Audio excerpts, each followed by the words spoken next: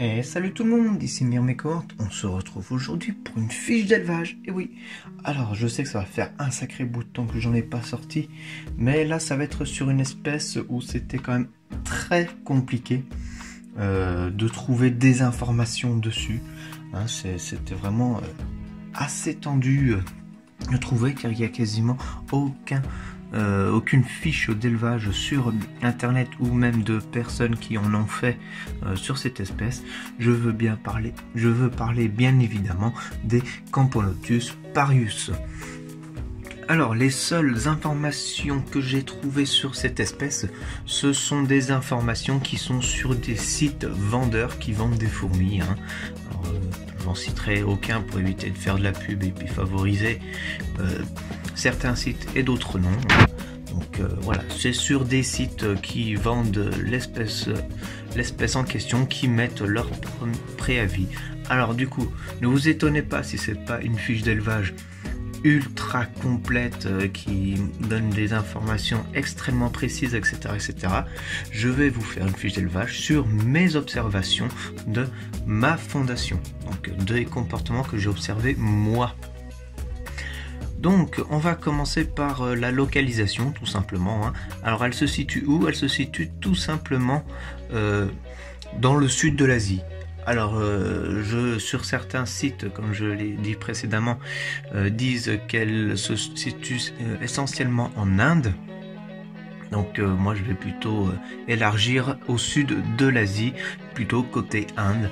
Voilà, comme ça, voilà, parce que c'est peut-être une espèce qui a été créée en laboratoire. Alors attention, cette information-là est à prendre vraiment avec des pincettes, parce que c'est une supposition que j'ai lu sur internet, hein, c'est des on-dit, hein, donc voilà, je vous le rapporte, mais bon, voilà, c'est vraiment pas sûr que ce soit le cas, mais c'est fort possible, car voilà, bon, j'ai trouvé quand même des ressemblances, hein, ça a énormément de ressemblances avec les Nicobarensis, hein, donc notamment dû à leur maintien dans les nids, c'est à peu près les mêmes conditions d'élevage, car elles sont issues à peu près des mêmes régions.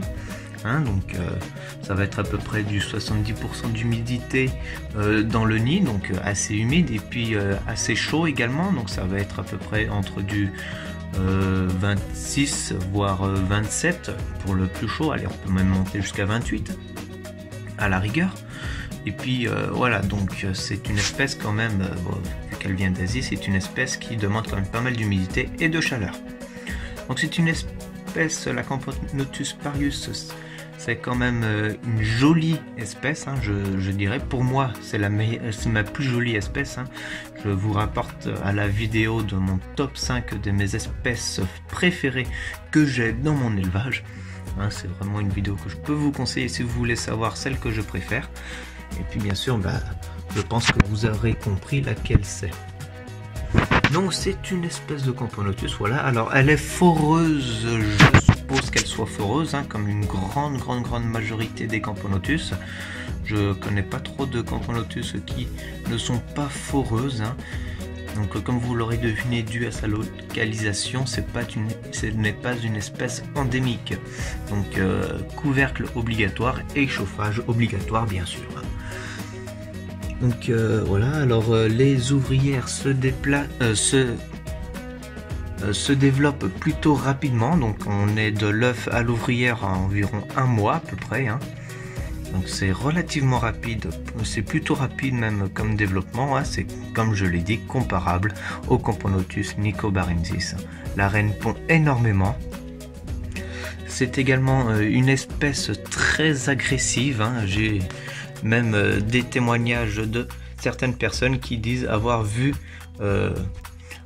cette espèce, des ouvrières de cette espèce, faire même des petits sauts si l'aire de chasse est adapté, hein, des petits sauts de 1 cm pour aller chercher la nourriture tout simplement, ou pour se déplacer plus aisément. Donc bon, ça voilà, j'ai malheureusement pas d'image à vous montrer de ce petit saut, parce que voilà, comme vous pouvez le voir, c'est une ADC vraiment toute bête. Donc voilà, pas vraiment propice à faire ces petits sauts là, mais ne vous en faites pas, hein, c'est vraiment provisoire. Ce nid là et ce nid ci sont provisoires, hein. Je prévois quand même de les mettre dans des nids plus adaptés et en béton cellulaire notamment. Donc en parlant de nourriture, tiens, cette espèce se nourrit comme toutes les fourmis, je pense, hein, de liquide sucré et d'insectes essentiellement. Donc elles ont quand même une légère préférence sur le liquide sucré, hein. Donc n'hésitez pas à leur donner du liquide sucré. Leur petite particularité, c'est qu'elles ont des petits reflets dorés sur le dos, alors des ouvrières comme sur la gine, hein. Donc c'est ça qui fait comme la petite particularité de l'espèce. C'est une espèce également qui arrive à s'évader très facilement, hein. Elle va marcher sur l'anti-évasion, l'huile de paraffine et tout. Donc c'est pour ça que j'ai mis le couvercle sur l'ADC. C'est pour ça également que je souhaite patienter qu'elles se multiplient beaucoup plus afin de les mettre dans certains nids. Alors cette espèce a quand même des tendances cannibales un petit peu, hein. Donc il ne faut pas oublier de les nourrir, hein. Voilà, donc comme vous pouvez le voir dans leur dépotoir, hein, on peut observer quand même des pattes, des antennes, etc. d'ouvrières qui se sont fait manger, tout simplement. Donc à faire attention à bien nourrir ces espèces, hein. Donc voilà, je vous ai fait un micro tuto sur comment bien nourrir ces fourmis. Donc je vous invite à le voir, hein, vous inquiétez pas, je mettrai tous les liens dans la description. Donc j'espère que cette vidéo vous aura plu, j'ai plus qu'à vous dire à la prochaine pour une future vidéo. Ciao tout le monde!